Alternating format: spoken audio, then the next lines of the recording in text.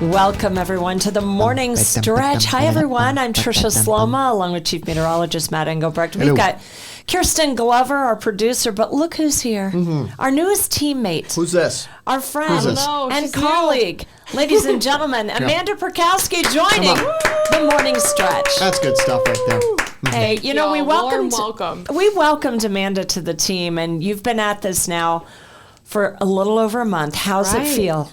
Oh, it's been wonderful. I was really welcomed. You know, originally I was more of a night owl. So this has been quite the adjustment process for me, but y'all make it worth waking up at 2:45 a.m. That's a bold-faced lie. We do not make it worth it at all. They do. He keeps it fun. Yeah. What, I heard Dancing with the Stars. You stayed up a little late watching that? I am. It's been fun. My friend has been in town, and she's been a big fan, so we've been watching. I did grow up as a competitive dancer growing up. Never did any ballroom, but, you know, it would always be a goal of mine to be on that show. It'd be pretty fun. Learn some ballroom. I think you can make it. Well, you weren't just a dancer. I think we've got some pretty cool videos of you and growing up and what you've done that has brought you here to us at WNDU. So let's talk about your history. A little get to know Amanda session, it sounds like. So where are you from? Right. I am originally from Orlando, Florida. I grew up in Orlando from when I was born all the way through high school. But in high school, I signed to do Division I fencing with the University of Notre Dame. And that's when I started my journey here in South Bend. But I was a little Irish fan ever since I was younger. My dad actually graduated in '82 from Notre Dame. And now I fenced for 4 years at the University of Notre Dame. We won 3 NCAA national championships. Wow. And 3 ACCs, which that's the championship right there. Thank you, Tricia. And yeah, that's the big signing day moment. Happy times and a great 4 years at ND. Then I was off in Chicago for a year where I got my master's at Northwestern in journalism. And now I found my way back to the Bend. Wow, that's incredible. It's not lost on me what you said there. The 3 national championships. Does that mean you have 3 national championship rings? Yes, so I have 3 national championship rings, 3 ACC title rings, and a monogram ring from Notre Dame. And then you got that the alumni just graduation ring too. I love it. So I can be like fully decked out sometimes. You could. Yes. You could share with all of us if you wanted to, but hey, we understand. That's amazing though. Tell us about what the device you're using, what tools, what weaponry. Wait. I think it's after this one. Is it after this one? Oh, we've got a picture coming up? The picture. Explain that to us. What is happening? Yes, so I fence épée, which you can see there. You hit with the tip of the blade. So actually in that touch, the tip hit, but then the tip kind of like slid into the chest. So here, it like, say we hit Matt. Oh, okay. Yeah, it kind of like went down the chest. So in épée, you have to hit with the tip of the blade. It requires 800 newtons of force. And in épée, actually, anyone can hit at the same time. So if 2 people hit at the same time, it's a double touch.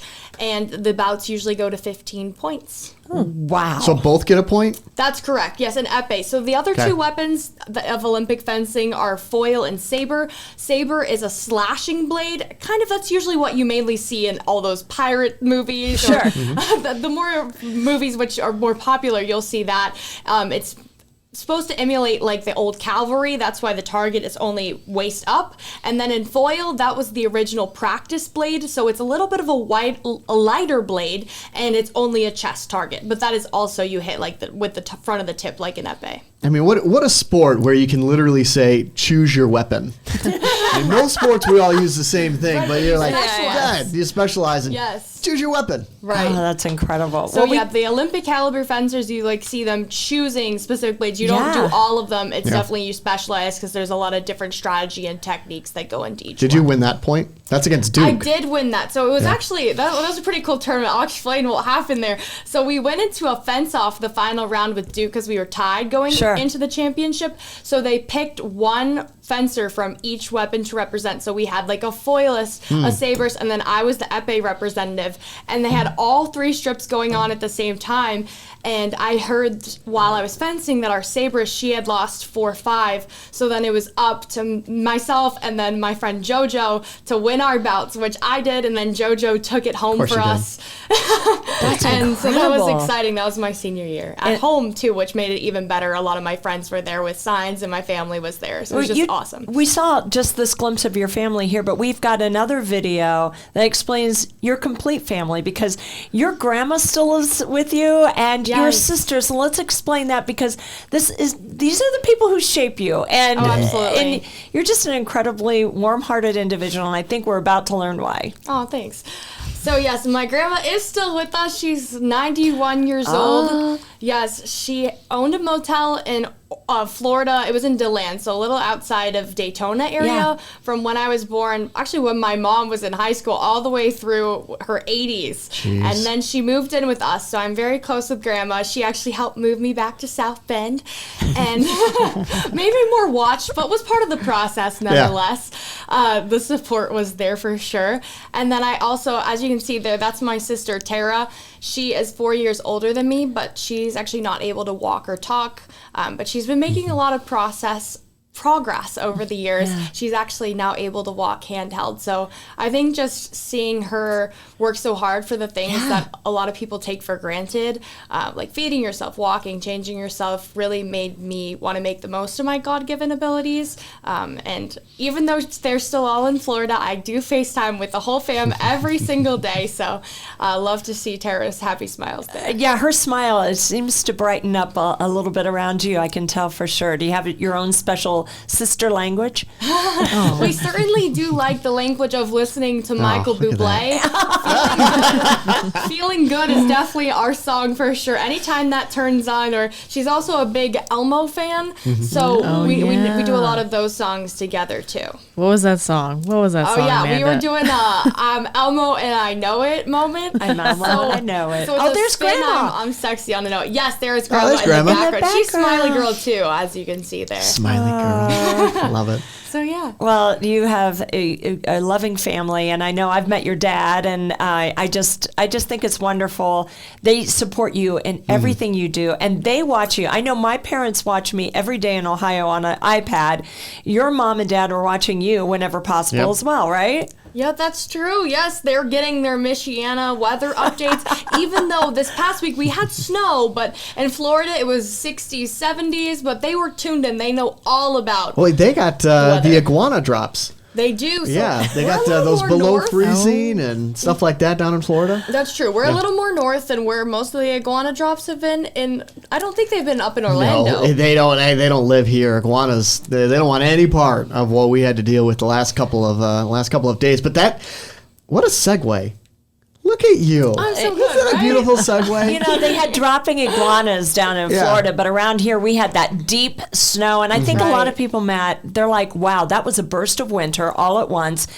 Is this somehow a taste of what we're going to see for the whole winter season? So that was a big question. Is like, what does this mean for the December, January, and February? So let's go and take a look at the graphic. This is the winter forecast that I'm looking at. And the big takeaway with all of this is what we saw on Sunday and Monday is kind of the snowfall system that we're going to be forecasting for this year. I'm expecting snowfall. We average about 51.4 inches, and we're already at about 12 to 13 inches with that lake effect snow. Wow.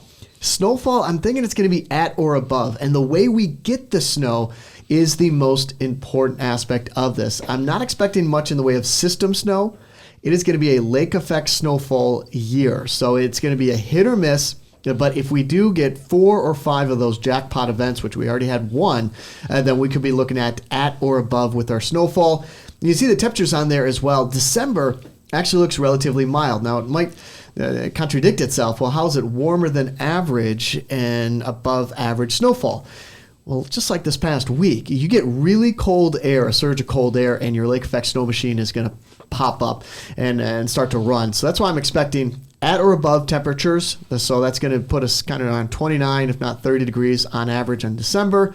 An average January with our temperatures, and then at or below average for February. So a warm, average, cold in terms of those next 3 months in terms of the temperatures. And then with the precipitation, the snowfall, looking at or above. Wow. What do you think? What do you think? I think it's going to be above. I really do. Yeah. Like you said, we've already had that first big event. We've got a long time for that lake to remain unfrozen. Bingo. And until it freezes over, we're still at risk for big lake effect events. Right. Yeah. And the one thing to keep in mind is with system snow, everybody gets in on it, but it's not as much. Right. With lake effect snow, a little of us get in on it, and it's a lot. So it's one of those hit or miss type winters that we're looking at. Are you guys ready? Because Oh my goodness. I wasn't ready this past week when it happened. I even had to have Trisha Carr pull me in for work because my car, I only have back wheel drive, so it wasn't working out. It was more than that. Where your car is parked, it filled with snow. That's the true. ramp was actually filled up. I would have hated to think of you stuck in that snowdrift. I was just worried about rolling back down the Yes. garage, crash into the back of the garage. But no, luckily I was passenger princess by lovely Trisha. She was so sweet. Princess. Yeah. Well, I really let you down. I was going to try to be your official driver and have coffee ready for you, your favorite songs, and I was just like, no, girl, we're going to work. We did it. We did some songs though. Yeah, it's a 3-minute drive? It wasn't a little bit very longer much. with that? Yeah. Yeah. No, but we are asking people today, what is your favorite winter beverage to drink? So, Trisha, what would you like in that seat pocket on the way to work? Well, I always drink that coffee. I have the French vanilla coffee with one sweetener every morning, and I've backed off a little bit. I used to have it during the show, You got too. tea now. I tried to drink some taking tea. with some and honey. Matt pointed out to me, I was bragging about how I like this green tea and I like this other, and he's like, that's got caffeine in it. And I'm like, no, I know it doesn't. And he's like, no, read it. And it does. Just a little bit. So I found a lemon tea, a lemon ginger tea that doesn't have any. It's kind of boring, Yeah. but it still tastes good and it's hot. What do you add to it, Trisha? Just for a little extra. Sugar. A little sugar. A little honey. Sugar. Little honey. Little honey Yes, goes a long honey. way. Honey. Hey, the natural sugar, that's good stuff. I Kirsten, like it. what do you have in the morning? Well, I don't drink coffee until I get here. Okay. But I mean, if I'm like out and about, I don't know. I drink iced coffee year round. Do you really? Yeah, I prefer iced coffee, but I do like a nice hot cocoa. So Even on a snowy day, like when we had 14 inches, that accumulation weekend, you well, like were if I'm sticking like with getting ice. cozy in my apartment, That's then right. like a hot chocolate. If I'm like out running errands, I'm sorry, I'm still gonna have an iced coffee. Don't be sorry. You own that. I thoroughly enjoy iced Who coffee. needs ice? Just grab some snow, just- put it in there, and you're Well, that doesn't. endless supply. It looks like you're joining the coffee train too, Matt. Yeah, right always. there. Yeah. Set. Coffee. How do you take it? Is it just black coffee? Do you put sweetener in it or anything? Black coffee. I also like. That's crazy. Just hot water. So I. Are you Why do you joking? get so quiet? you Is this thing serious? on? Wait, Why is this are you thing being on? serious? Yeah. So I'll drink 2 cups of coffee and then just refill the mug with hot water. We're on cup 2 right now, Like to guys. flush it out? I'm confused. Yeah, what, to clean it?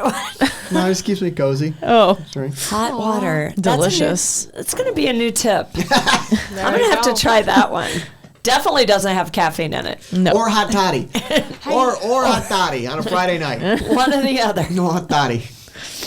I love it. Well, whatever you're drinking, I hope you stay warm and Yes, can absolutely. enjoy. Thank you for that wintry outlook, though. I think we are in for it. Oh, yeah, I a think little, so. little Yeah, bit it'll or be a a lot fun of year. snow. Yeah. Yeah, fall's. We're moving past fall, so soak in the weather this week. Yep. This weekend, it's gonna be nice for people who are traveling to the game and everything. The snowfall event's going to be a thing of the past. And by January and December, you'll be like, oh, yeah, we did get 14 inches that Monday in November, didn't we? Yeah. It's going to be in the past for sure. Yep. All right, everyone. Hey, thank you so much for joining us on the morning stretch. We're so glad you could join us. We're going to do more of these so that you get a behind the scenes look at what we do here on 16 Morning News Now. Have a great day. Bye-bye.